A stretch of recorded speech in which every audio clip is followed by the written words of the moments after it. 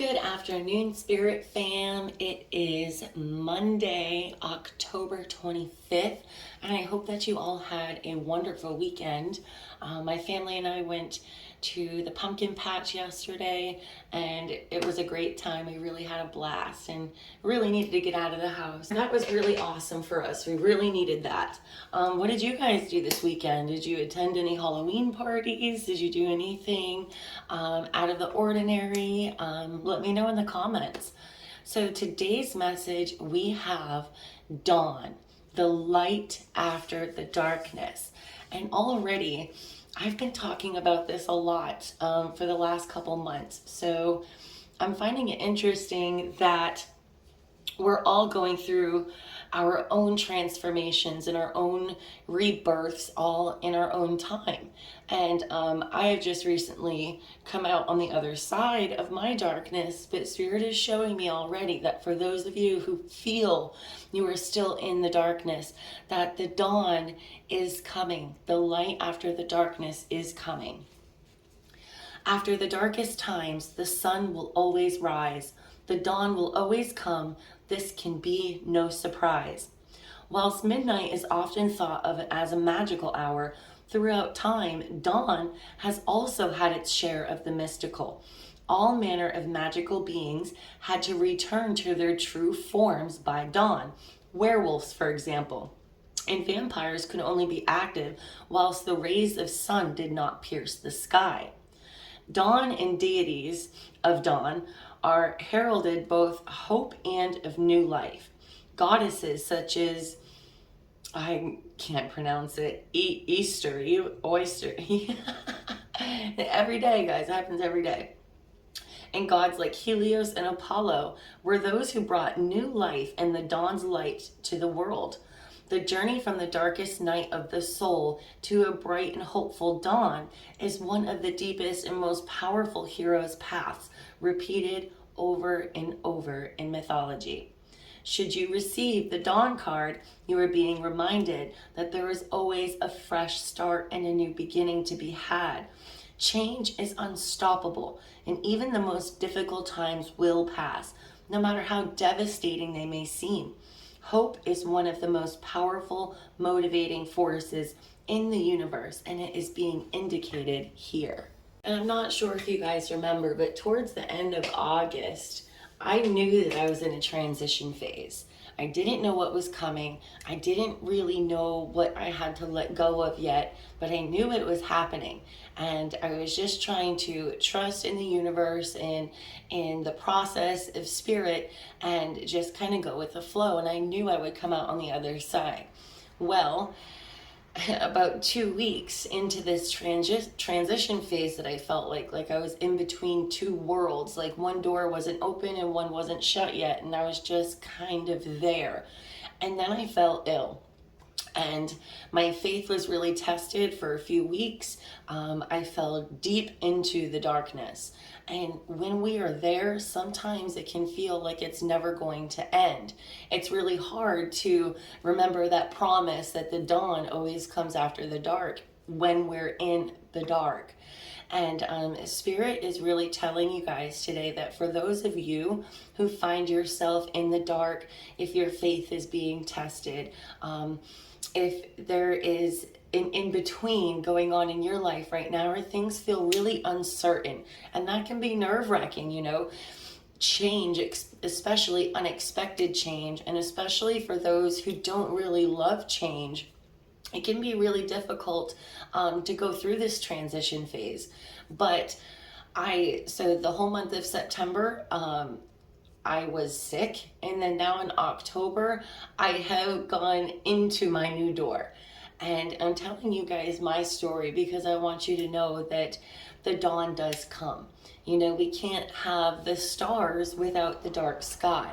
We can't have love without experiencing pain, because then we would never fully appreciate love.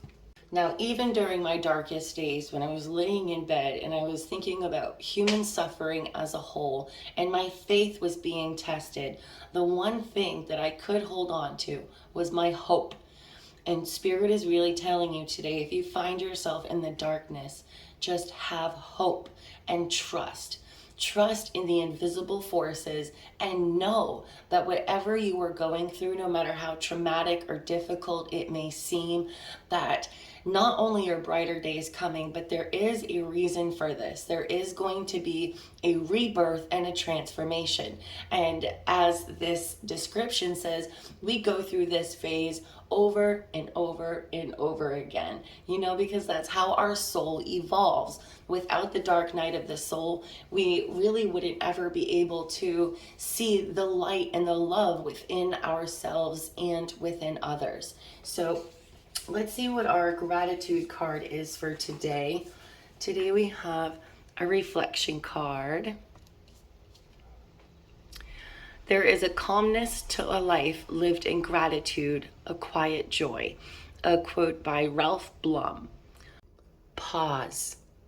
Your thinking for a moment must stop. Take some deep breaths and allow time to slow down. And especially when you're in that darkness, you don't want time to slow down, right? We want it to go by fast because we want to get through it. But it's really easy for us to get lost in our own minds, in the prison of our own imagination sometimes when we're in the darkness and we're overthinking, we're overanalyzing, we don't know what's coming, we don't know what's leaving, and the fear and anxiety that this instills in us of this change that is coming can really cause our minds to go into overdrive. It can make it so it's difficult to function in everyday life, so we struggle to fall asleep. And Spirit is really telling you today that if you are in this darkness, okay, if you are struggling with something internally right now, that it's time to quiet your mind. Okay, it's time to pause for a minute. Stop the thinking for a minute. It's time to take some deep breaths. And even if you're not into meditation, breathing exercises are amazing, and I never really understood it myself until recently. Okay, just focusing on your breathing in and out, and this is going to allow you to just slow down a little bit. It might not always work on the first try, but don't give up. Okay, keep working on those breathing techniques. Internal gratitude. Do one thing today to tend to an old wound. Look upon it without judgment or fear. Sometimes we avoid healing because even more frightening than hurting is the sense that without our wounds, we don't know who we would be. Oh my gosh, my eyes are tearing up. That is so true, guys, okay? And I always wondered why, out of the whole human population, 20%, if that, are interested in shadow work and trying to heal their wounds and heal their inner child. And there are so many people out there that would rather compartmentalize and push to the back burner in the back of your mind these wounds and say, oh, they're not bothering me, I'm not in pain. And then it comes out in how you treat other people. It comes out in your actions. You're going to get triggered by things because you are avoiding healing these wounds. And this really explains to me personally why it is scary for some people to heal wounds. And it's not just the fear of the pain of the wound reemerging, but it is also not knowing who we are without those wounds, because we've spent so long putting ourselves in a certain box, in a certain category, and saying, this is who I am, and this is who I am because this is what I've gone through. But what if now you can say, this is who I am now because this is what I've gone through, and this is how I overcame it, okay? So it can be super scary. When I first met my husband, and I told you guys I went through a year-long dark night of the soul, I had no idea who I was. I literally felt like a shell for the longest time, and slowly but surely I was learning things about myself. My favorite color. It sounds dumb, but for so long when you don't pay attention to your own authentic truth, you can really lose knowing anything about yourself. So I had to learn who I was again. What did I like? You know, who do I want to be? What are my morals? What is my thought process, and not the thought process that was ingrained in me by society or by my parents. So it can be very confusing and scary, and then being like, do I even like the person that I'm going to be? And I'm going to tell you right now, guys, that this is actually the road to self-love. Okay, so don't be afraid of who you're going to be once you heal these wounds, because you're going to be somebody who falls madly, deeply, and truly in love with yourself. Now is a moment to reassure yourself that you will never be a stranger. Healing will only connect you more to your truest self. Repeat this mantra as you move through your day. My wounds do not define me. They are guides showing me how to return to my whole self. I am grateful for my ability to know them, tend to them, and heal them. That is absolutely beautiful. In the external gratitude, sometimes the world inflicts pain and suffering upon us. Other times, we self-harm as a way of dealing with painful realities. Today, reflect upon choices that you've made that were directed towards your own suffering. You can forgive yourself for these choices. All your inner struggles are a part of your sacred journey. Like a snake that sheds its skin to become new again, this is also a choice you can now make. As you move through the world today, imagine an invisible second skin around you.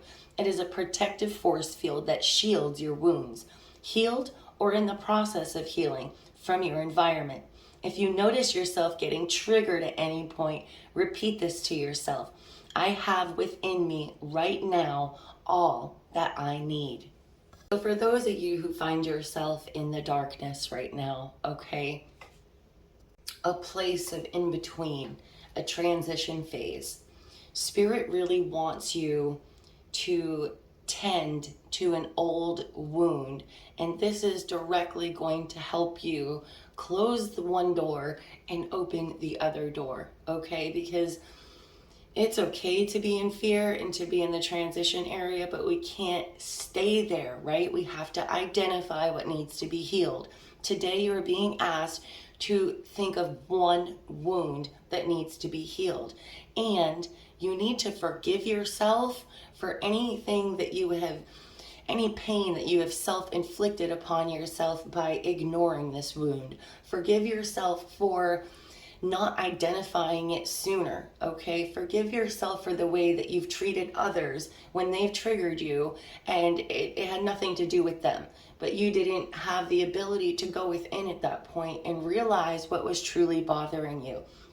So today's a very powerful, deep day because we're talking about being in the darkness. We're talking about healing some wounds. We're talking about forgiving ourselves, okay? And then there's this reminder of hope at the end, this reminder that the dawn will come. We are promised this dawn, believe it or not, okay? It's just getting through the darkness, and I know you can do it. I hope you all have a super awesome day. I meant to tell you how we went to the Spirit Halloween store, and it was just so much fun. It was like a playground. I spent hours there. So do you guys dress up for Halloween? I might have already asked this. If you are, what are you going to be? My husband and I have been a vampire for like 7 years. And since I'm a white witch in everyday life, I decided to be a dark witch for Halloween. Or maybe I'll do a split face with half light side and half shadow side. I think that's really cool. That's interesting. All right, so let me know. What are you going to be for Halloween? What are your kids going to be? I will be back tomorrow, my loves. Bye.